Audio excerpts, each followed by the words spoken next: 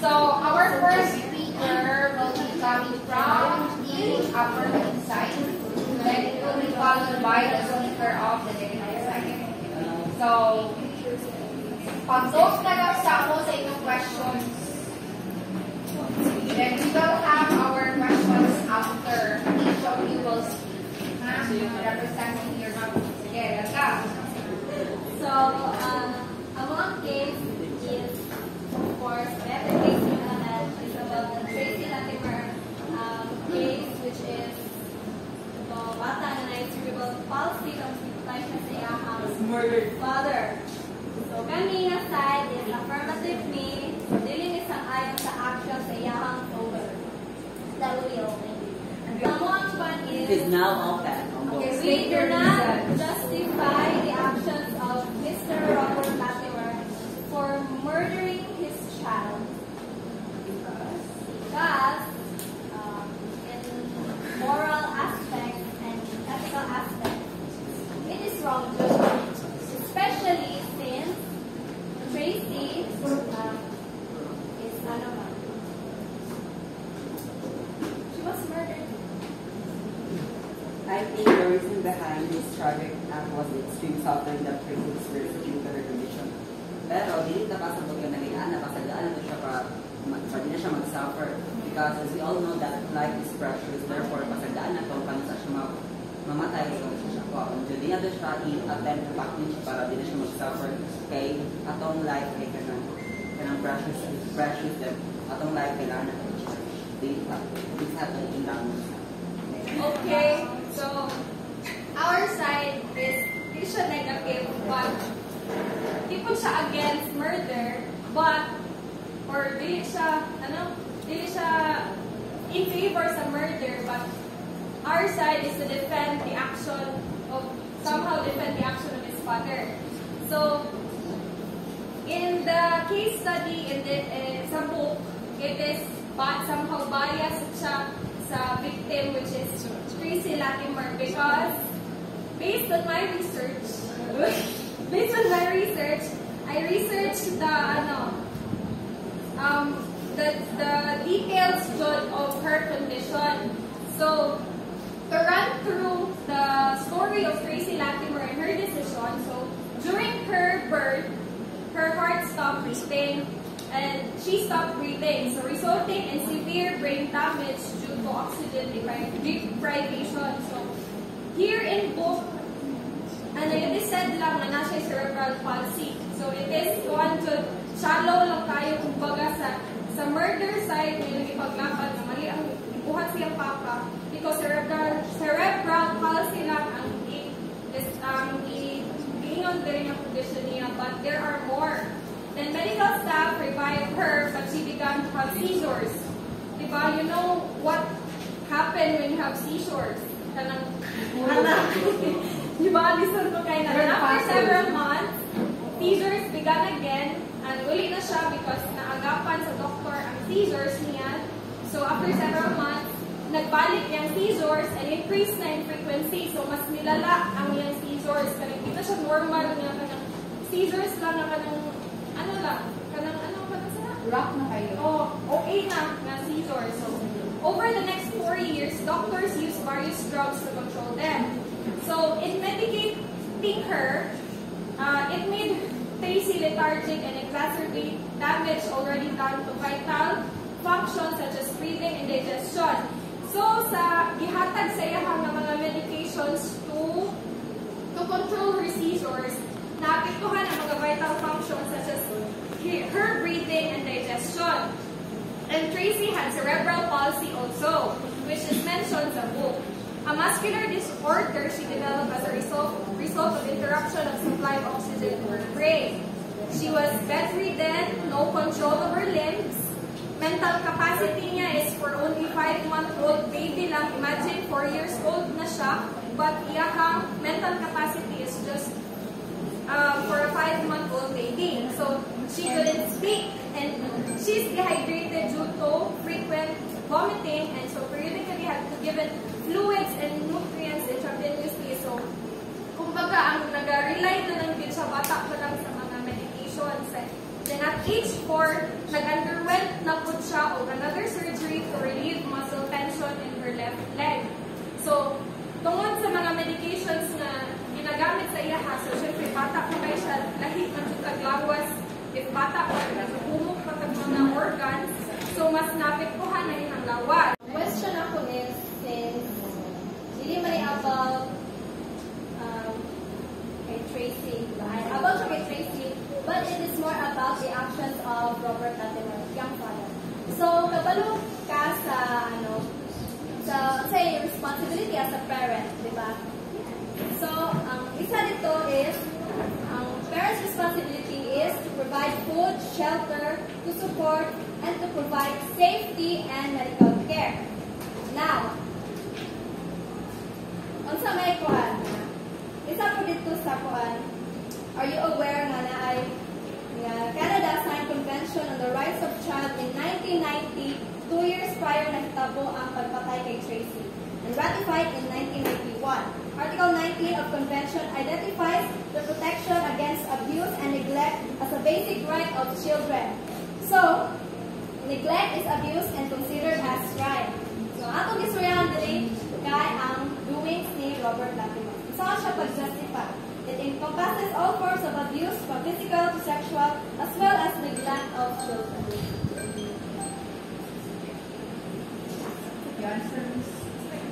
Ang question ato is, how can you justify Robert Latimer's actions? So, parents' responsibility pa lang dili niya kaya mabuhat. Okay. So, fathers, I think Robert Latimer's action is a father's decision acted out of love and mercy. Because just like what I said earlier, diba, I ran through what is Tracy's conditions, diba, daghan siya nag-underwent siya of mga multiple surgeries. Imagine, bata pa ka, makaya ni mo na tanan. So, I think, or our side is justifying nga iyang papa na buhat ko niya as act of love and mercy sa iyang anak. And dili ko makaingon sa side sa iyang papa o unsay ka ng prison. Dili kay ko makasabot sa feeling sa iyang papa o how or unsa niya pagkamakat nga decision.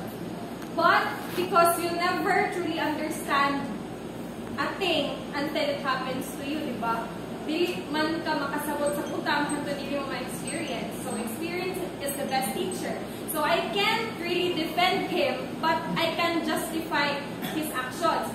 Because I can see na nag-act lang yun siya as love or acted out of love lang yun o mercy. Ang kaluoy o bumuha yun ang nanibabaw siya sa iyang anak. And of course, nag-sacrifice siya because nabuhat niya, yes, na-murder niya, nag-serve siya sa prison sa iyang sentence. So, it's a win-win. Gihapon, kumbaga, kay diba, na-murder. So, ang mga nag-protest about sa iyang action, na nag-murder siya, nabayaran man gihapon niya through prison. Nag-serve siya years sa prison. And naghag lahi ng mga decisions, every trial mag-usap ang iyang sentence.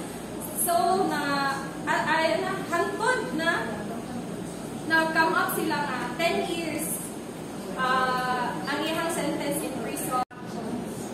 Okay. So, according to this book, Mrs. Latimer felt relieved after she found out the death of her daughter. So, kana palandaan, why did she feel relieved? Mrs. Latimer planned to do it herself, but only Mr. Latimer had the guts to do so. So this was not an act of love, but an act of selfish desires. Why? Is killing by suffocating your child an act of love?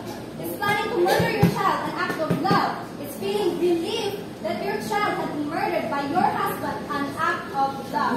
Is denying your child a life an act of love? Diba, you mentioned earlier na medical assisted dying. Yes. But it was approved in June 2016 in Canadian law. Okay, so in addition to what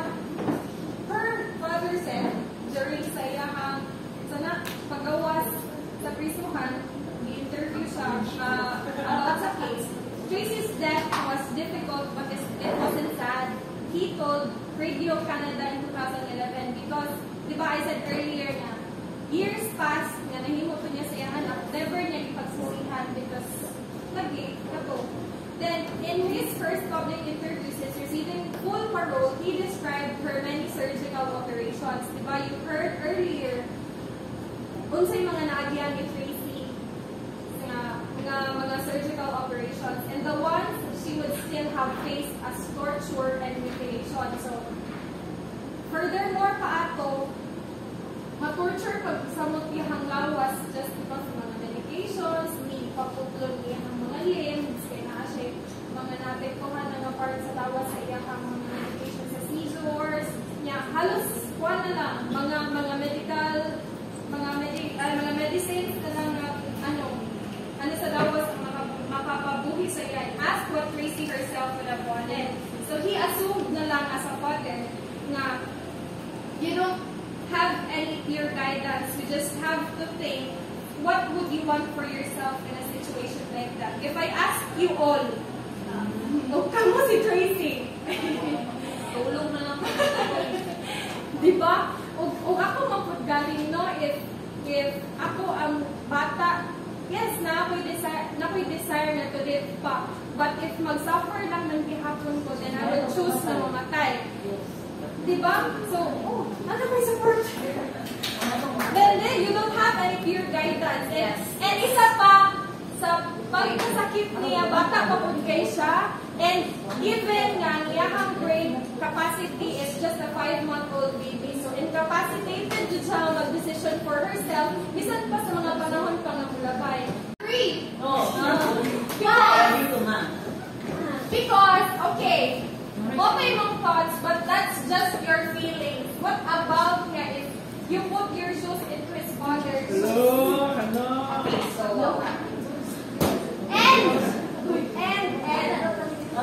you put himself into Tracy's. Easy for you to say, nana iyang buhaton, sagada lang, have an act of love with parents ka, sagada, mag-suffer yung anak, nato sa matay sa natural deaths, so, easy for you to say, because wala nang ka mismo sa ilang situation, and dili man ka mo ang mag-suffer. Kaya nga, you never know until you experience it yourself. Okay, so ako ang way back kay, don't judge the book by its cover. Don't judge the book by its cover. Okay, so, how did Tracy's father know na gusto si Tracy pati yung Facebook system?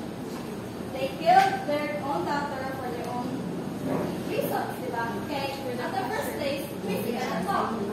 How can she give a say in the first place? Wala siya nakatagag ka ng say.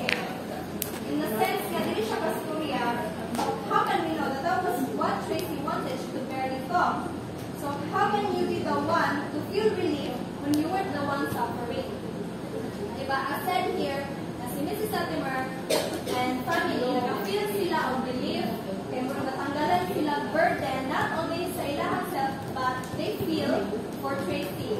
So, the result of taking up a burden, diba, is the betterment of the situation. So, is Tracy nothing more than a burden? If so, did she deserve her life to be taken by her family para mahimod ng her life less better? Okay, so in addition to that, sa suggestion, sa explanation ni Alian, we're not, as a mother, myself, hindi naman tingali kani siya nga ako ang mapaminaw ang sitwasyon ni Tracy. Napapilala. So, iba ang root sa iyang death kung disabled siya. So, if it's accepted to give for mercy and all life will be considered cheap and worthless, are disabled people not worth life? They're worth life, pero i-generalize na ni Mong all, but ang case is about sa iyang anak. So he made decision for his own daughter. Wala siya nag-decision for all the disabled people generally. Na dapat, if pinana ang condition sa tao, dapat yan na. He never said that. he just only made the decision just for her daughter. Nga, it's, di ba, we always say na our parents know best. Mothers knows best, di ba? Naman tayo saying ngayon na.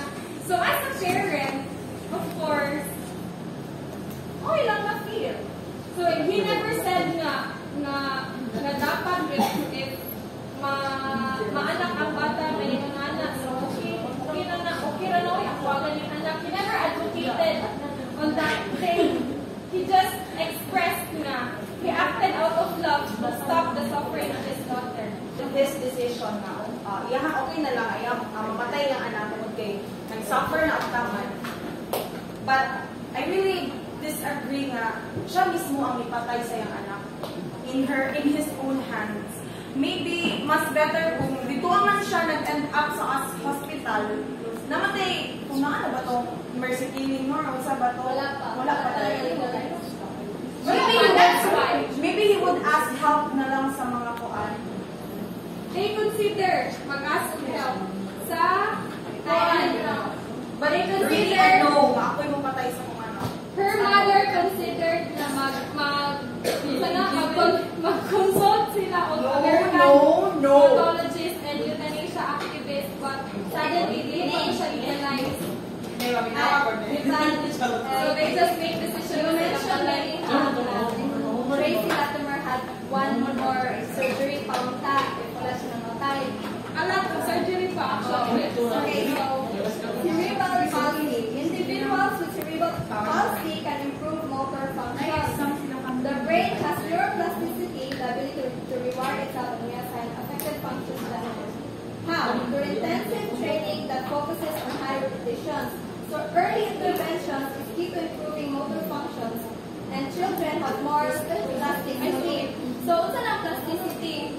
Kanang plasticity mo siya flexible pa, mas dali pa. But that is not just her condition alone. Tapos early intervention is key. Tapos children have greater levels of plasticity than adults. And remember, Tracy Latimer was only 12, so bata pa siya. Nakaroon na siya yung chance. Yeah, nandiyan siya chance if cerebral palsy lang ang iyang condition. Kaya nga bias ang po kay cerebral palsy lang ang i-describe or i-disclose na iyang medical condition. But, kaya galing nga kagahapon, first grade na po is, of course, positive ko dapat yung dati, but nakita na ko na iyang condition na nato dili na kay cerebral palsy. Wagi pa siya putol dapat sa iyang tiil kay tungod napiktuhan na sa mga tangkal na ginakuhan niya. So nag-suffer na gid siya. Imagine good mag-suffer ang tao. Ano na? Okay, so make your concluding speech na aliyang affirmative and then the only dollar keep up all the negative group. Side to side, there yan. Siyempre, bias is so affirmative man. Support your side. So wala ko na-aware no? Aside from that, ang ilahang konsensya. Ang first feeling ang ilang nabigay, relief. Di ba? As a parent, Really? as At a the end, person, suffering sila. as a They never person, think na I murder na. Wala sila nag-think. Unsa malo ilang malabag as long as na-relieve sila. Ilang anak na Dapat ang iyong ingon durok ay sadness. Nakislit si sadness. Kapag i-change relief mo yung sadness. Sige na, wala to ma. Tapos ang akong closing is, Kaya kailangan magong action pag after. Kaya dili siya appropriate mo ba sa ilang inuhad. hindi siya yung makaingon siya sa mga tao na unfair. Hindi siya human being. Ikaw naman, kapatay ka sa mga given the situation. Sa ngalan nun, It's not love, it's selfishness. it's not your state. Kano sa dapat mamatay ang tao. And nagkaki sila gibuak na law. And tapos, sa Tracy, wala siya na. Gikan pa lang diha sa daghan siya giagian na surgery. So every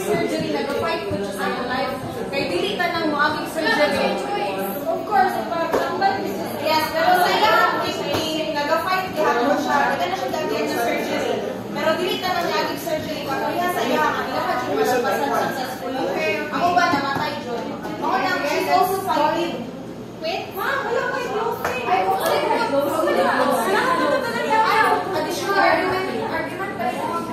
So, I will justify the actions of this father as act of love and mercy for her daughter, just because he suffers so much from all the medical conditions that he had.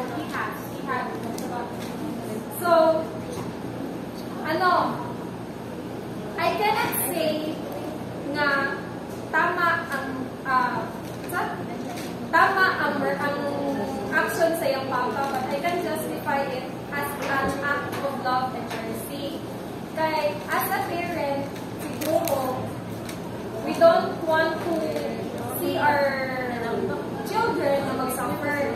So that's why he make that action.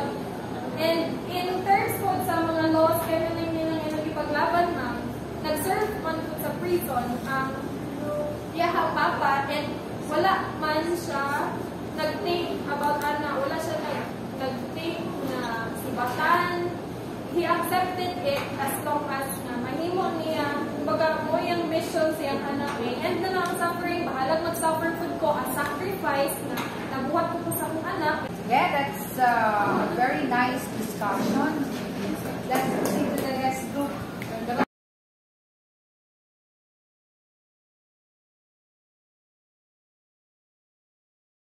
We are the positive side. Yeah, we will fight for it. Yeah. Guys, tama lang ba na i-separate ang twins, which is si Jody and si Mary? As you know, Jody and Mary, one sila, conjoined twins, like, anak yun, anak sila. Hindi ba anak?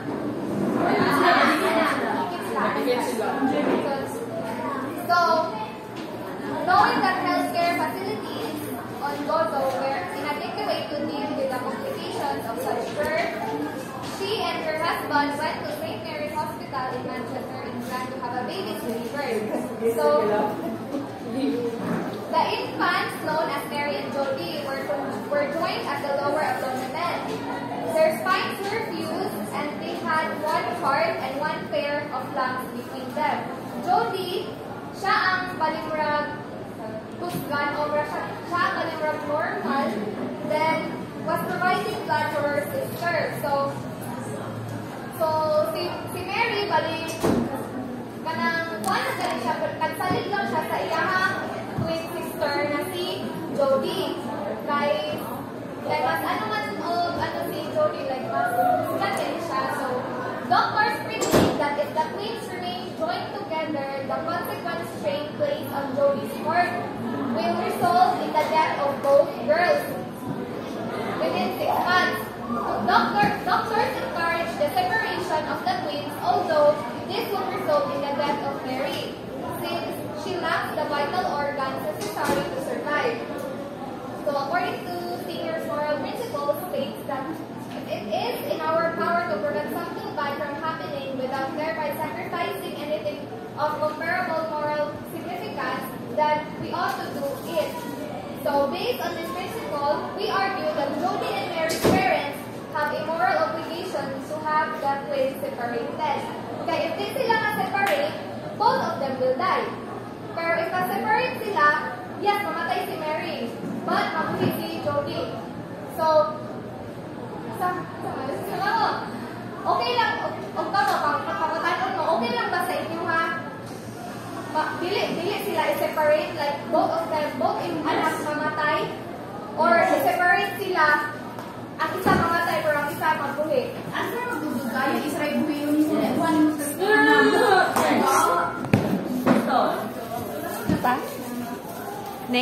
So, with regards to this issue, many people have utilitarian attitudes based on the argument that it's better to save one life than none at all. Because utilitarians are solely concerned with consequences, they argue that you are equally culpable for actions for the action. Twins, and consequently allowing both to die in intrinsically the same as killing both of them.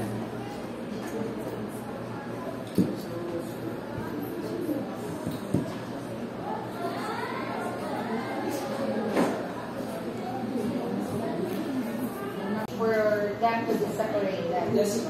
Even if the parents did not give the permission. Kaya ang court man ang nag-permission. Okay. All human life is sacred. And ending one life to save another is morally permissible. The parents believe that both lives should be preserved as far as possible, even if it means letting nature take its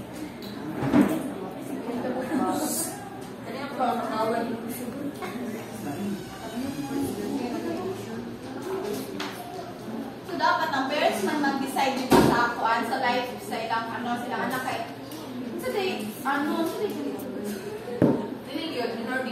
Kani minor pa ka ng bata, infants pa na so di pa na sila mag-desisyon. So nabi sa sa longa kanang bata kay every decision sa bata is dili pa siya dili pa siya sa tamang edad is sa parents gyapon ang decision.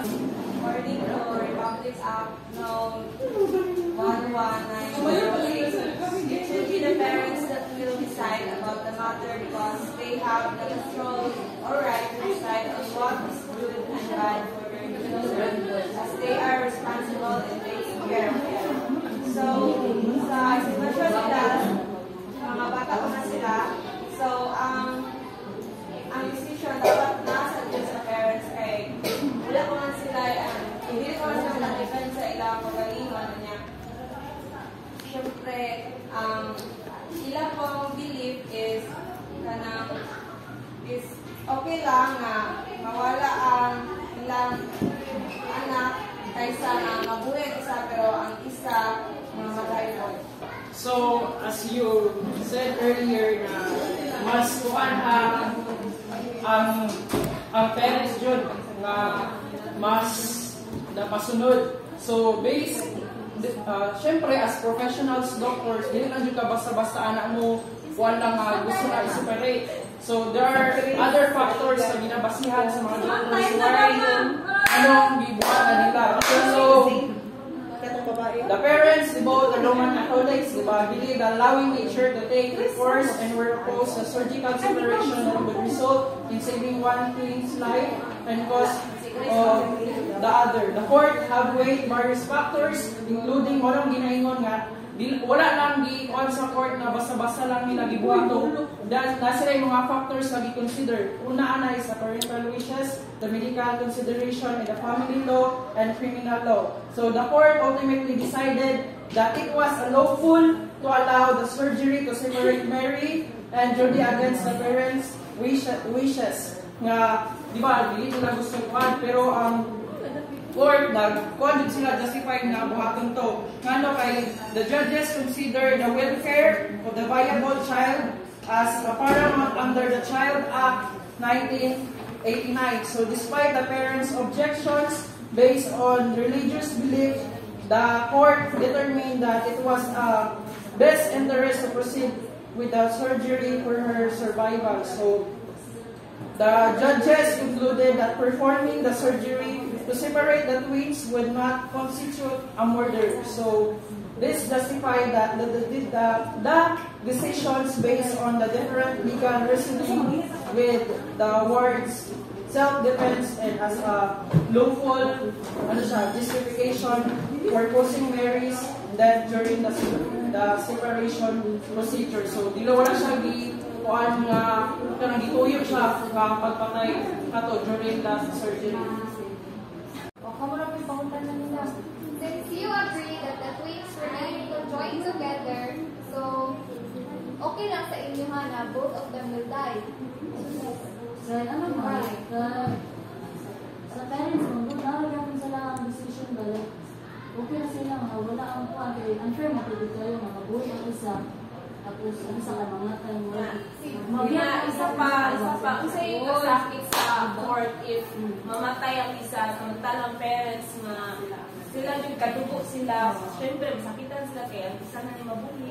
Syempre, yan ako sila ipagtuo bahala mamatay ang duwa, is naabi sa Ginoo. I think for me is dapat parents magpasalamat sa court. You know what? Why? Kaya siyempre, gipag hirapan na nila pagbuhat. So,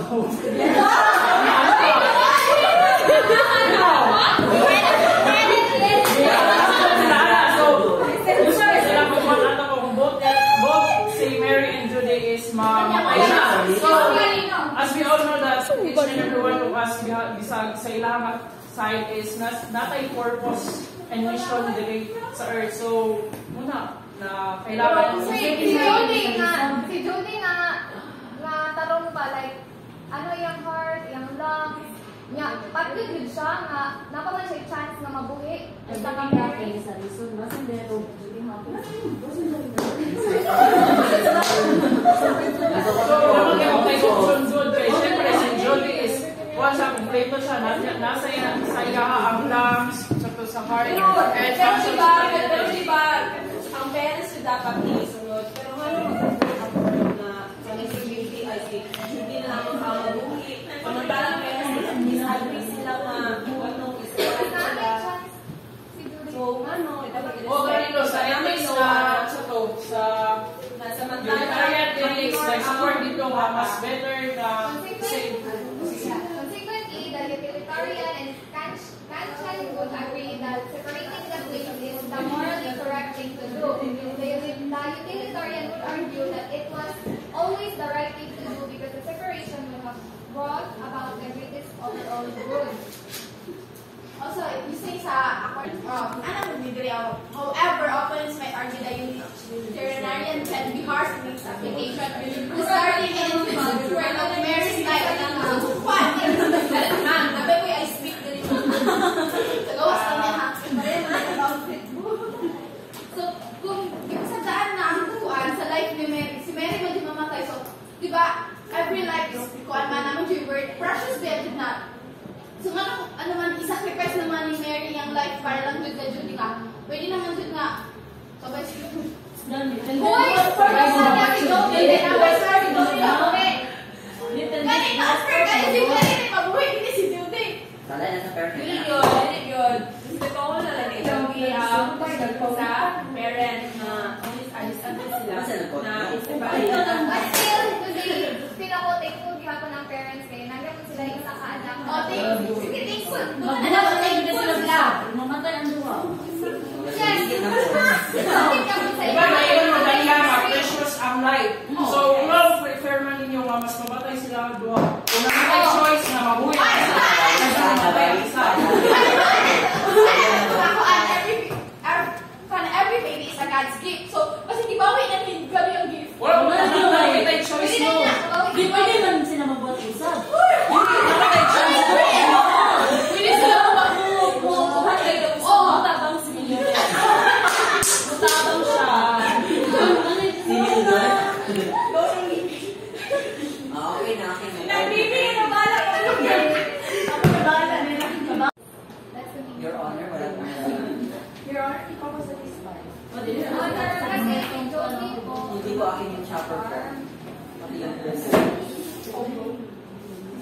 Kaya ko magsinisip sila ng hindi ko na kaya ko magpatay siya sa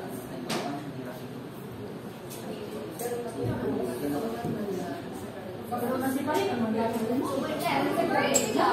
Pero wala yung option ng parent ako. Hindi pa lang.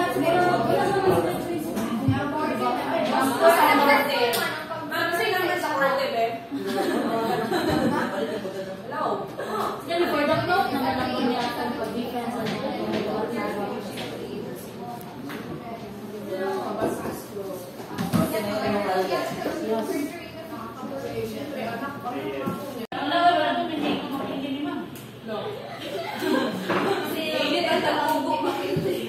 That's continuous. Okay ba daw? Ako man na daw sigawad.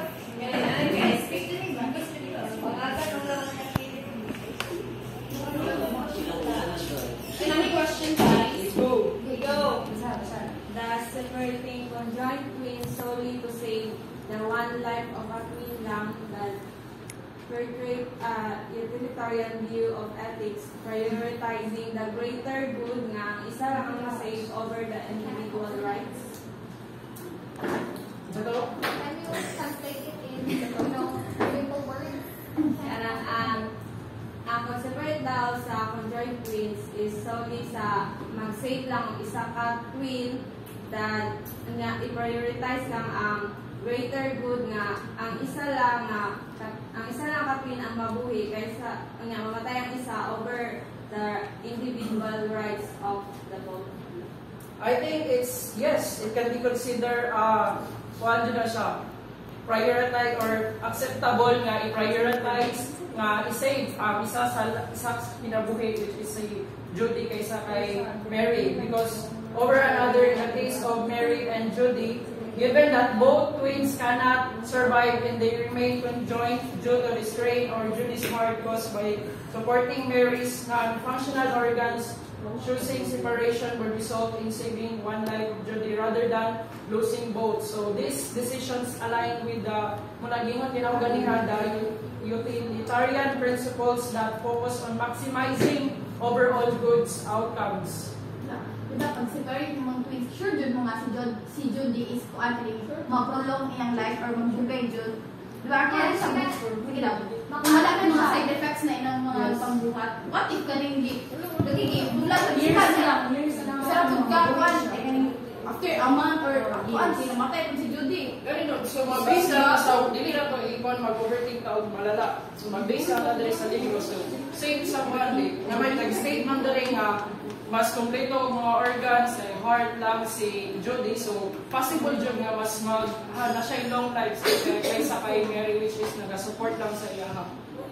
So, the best option for Judy and Mary's case was to undertake an emergency surgery to separate them.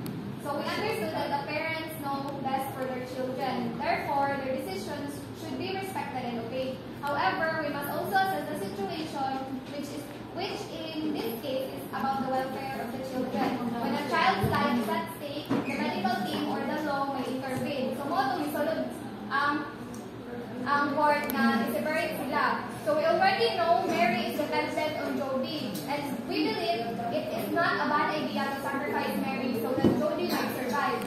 We understand that killing is morally unacceptable in all forms. However, in Mary's situation, she isn't going to be murdered, but she will be unable to sustain her life when separated, which results in her death. Although Mary may have the right to live, she hardly has the right to survive. Jody, on the other hand, which is better health situation, which means she is the one who can potentially undergo life-saving treatment. Thus, they must perform urgent surgery to protect Jody from imminent harm.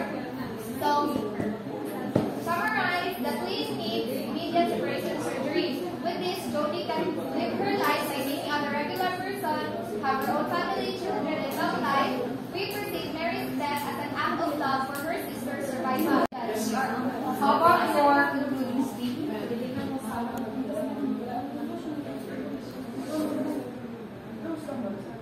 I think the parents' decision to refuse the separation surgery for Mary and Judy requires a deep appreciation of their moral, ethical, and religious beliefs. From the perspective of life doctrine, their choice reflects a profound respect for the value of both daughters. Even in the face of heartbreaking medical realities, their stance underscores a commitment of letting nature take its course, trusting in divine providence rather than intervening in a way that would intentionally end one life to save another. This perspective highlights the complex interplay between faith, morality, and parental rights. Mali ba yung ginawa ni Mr. Latimer? Or tama, di ba? So, who says tama?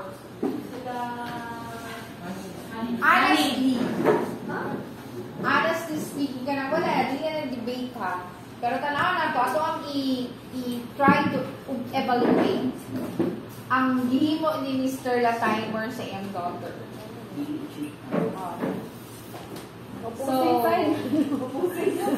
tama ba siya nga iyahang gingato? Tama. Para sa ko, Pero, tama gid siya. Tama sa siya, ma'am. Dili man siya tama nga 100% tama, pero Pero sa ako, ano, justification nga nung tama. okay, justified ba na siya? Oh, naapon siya, naapon siya iyahang reason.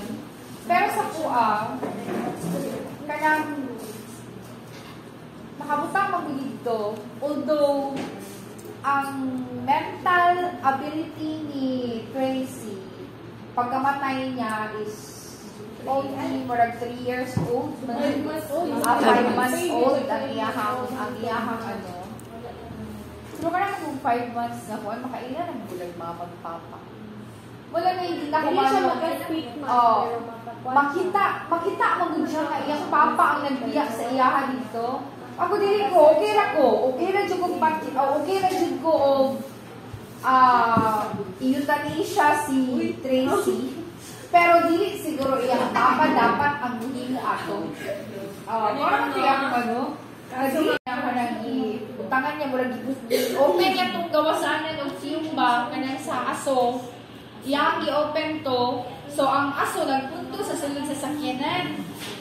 Like you're killing a 5-month-old baby. Unya human, moto nga na kuha siya kanang na astig siya ba? Kanang na mura nasupugin ang bata sa fumes. Mo rin cause sa iyang death. Wala man pag choice ma'am, kay dili pa Pero legalize ang mamatay. mercy killing. Pero mamatay maghapon kung bata ito. Why not? Yan lang, i-pa-end lang yun ang suffering, ma'am. Kaya mag-prolong pa mong yung life, ma'am. Mag-survive pa ang bata. Pero na po yung another surgery. Mas valid iwasan nato, ma'am, is dili na ma-torture pag samot ang lawas. Mas valid pati nga ma'am na kumuingon sila nga kung sa medisina ma'am ka na mamatay ang bata. Mas Pero- valid pati nga kung ilang pasagdaan ang bata tas kanang kumuingon lang ma'am pwede ba yung financially tampal. unstable na jud ma'am wala tayong kaya sa kanang Nakalibal. Kailang sila ang garahan. Ay, punta ka aso. Injection. Oo, man, yun ang ilang Tala na lalim ng Dili. Sakit pa din siya no, pero siguro better Sakit na po dyan. mamatay man Hindi dili. naman po siya toward na murder niya. Wala na siya feeling towards sa iyo. Gulat na lang ang tato. Kay mamatay na magyapon kung bata ato. Dalawa di nakasala na yun niyang papa. Nakulong. Pero ito, i-try man po ang court. Murag i-try siya nga kanang sabtun ma'am ba o sabto ng kay nabi ang jury ang mo na lamang sa US kay na jury. Maglabot-labot yun sila may